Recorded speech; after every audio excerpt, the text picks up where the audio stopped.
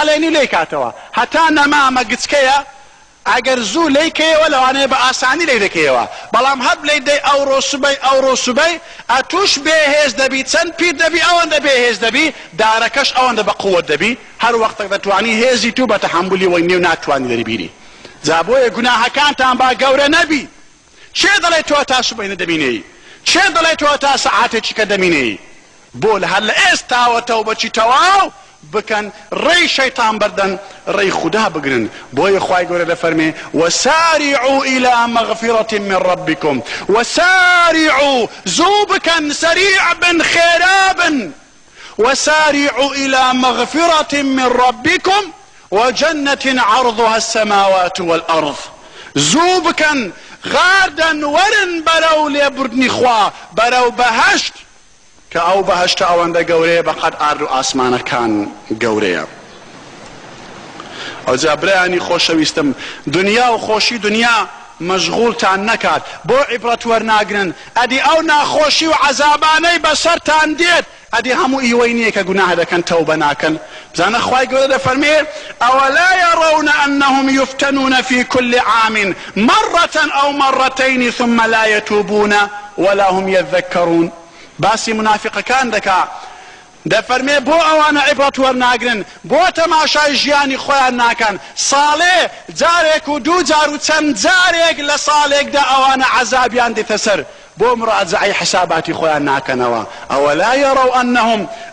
يرون انهم يفتنون في كل عام مرة او مرتين ايمن نلا مرتين مايا نلا عشرات المرات مايا نفتتن واخواي قول عذاب وانذار من بودنيري او لا نتوب توبه ناكين ناقرينوا لو عليه توبش بكين توبه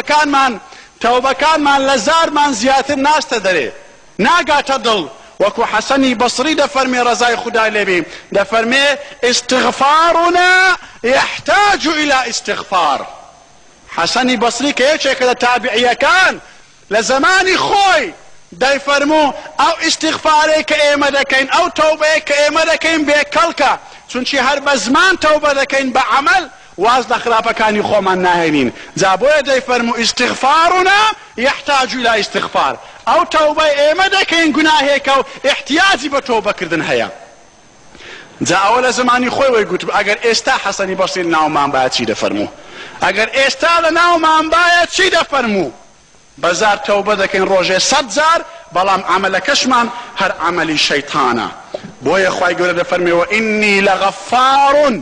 لمن تاب وامن وعمل صالحا ثم اهتدى من خوش دبم لچه خوش دبي اي خوايا لمن تاب وكسيك توبه دكا نك بس توبه بزمان كالشينيه لمن تاب وامن بزمان بيوه بضلش يقيني هبي يقيني تواو وبعملش اثبات بكا توبك راستا واني لغفار لمن تاب وامن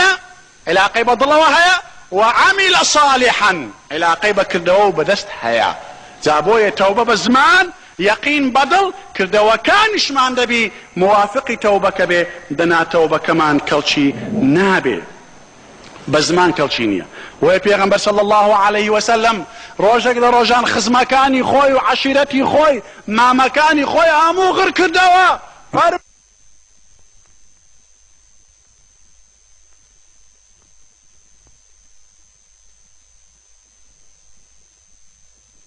سيصلى نارا ذات لهب ماماتي پیغمبر كالشينية بوسنشي عملينية ابو طالب مامي پیغمبر نبو با لقل اوش تسوانا داشتنا واقري جهنم بو سنشي عملي نبو مسلمان نبو سلماني سلمان فارسيش بو عربيش نبو وقريشيش نبو خزمي پیغمبر نبو او جا پیغمبر دفرمي سلمان منا اهل البيت سلمان لأهل بيتي ايمي اوان نسيك الدوا بو سنشي عملي هي كوابو عمل دخوا ايش دخوا بايشة بقسانية بعمله بقول نية جابويا يقل آغايا كان لملكة كان لزماني خوي بخلامكي خوي دلي ئاغاکە زۆر گوناهکار بووە، دایمان گوناهی دەکرد و بەتەمای ئەوە بوو کە خوا لێی خۆش بی. ڕۆژێک بە خولامەکەی خۆی دەڵێ هەندێک گەنمم لۆ بچینە، خولامەکە دەچی جۆی لە بۆ دەچینی، لە وەختی دوورنەی دەڵێ کا گەنمەکەی بینە جۆی لە بۆ دەینی، دەڵێ ئەوە چییە؟ ئەدێ من نامگوت گەنم بچینە، گوتی ئاخرە من گەنمم چاند نەتیجەکە بووە زۆ، وەرە گوتی بێ عەقڵ ئەگەر گەنم بچینی چۆن زۆر دەدووریەوە، چ بچینی ئەو دەدووریەوە. گوتی مادەم وایە پاشام ئەدی ئەتو کوو بەتەمای ڕەحمەتی خوای، ئەتو ئەو هەموو گوناهانەش دەکەی کوو بەتەمای ڕەحمەتی خوای، ئەدی نازانی چ بچینی ئەوەی دەدووریەوە. ئەو جا لەوەی ئاغا یان پاشا بەخۆ هاتەوە و تەوبەچی تەواوی کرد و ڕووی لە خوا کرد. جا پێغەمبەر صلی الله عليه وسلم دەفەرمێ إنه ليغان على قلبي وإني لأستغفر الله في اليوم 100 مرة، رواه مسلم، وفي رواية البخاري في اليوم أكثر من 70 مرة. پیغمبر دەفەرمێ منیش جاری واهەیە دڵم دەیەوێ مداوم نەبێ لەسەر ذکری خوا، جاری وایە مەشغوڵ دەبم بە شتێکی دیکە، بەڵام پێغەمبەر دەفەرمێ من ڕۆژێ 100 جار استغفاری خوا دەکەم و تەوبە دەکەم لە خوا. پێغەمبەر محمد المصطفى كوا خير الخلق وحبيب الحق ورحمة للعالمين،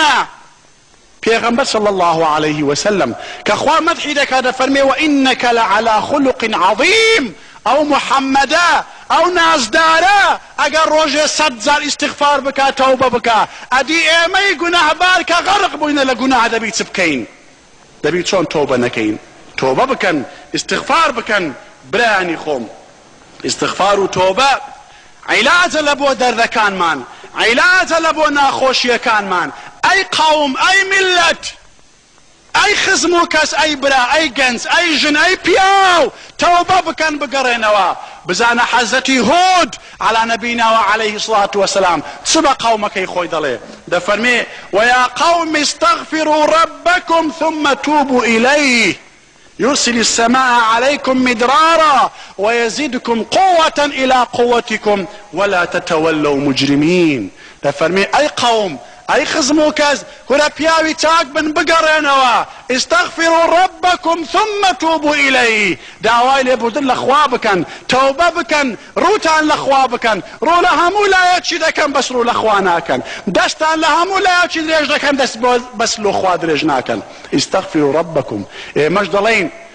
يا قومنا استغفروا ربكم وتوبوا إليه يرسل السماء عليكم مدرارا ويزيدكم قوة إلى قوتكم ولا تتولوا مجرمين. رولا خدابكن بشت لخوا مكن مجرم مبن مصلح بن إنساني تاك بن خاصة آفة كان خاصة خشكاني مسلمان أي خشكان رولا خدابكن توبة بكن زور سنشي بيغمبر صلى الله عليه وسلم دفرمي يا معشر النساء تصدقنا وأكثرنا من الاستغفار. بيغمبري نازدار محمد بانكت عندك أي خشكاني خوم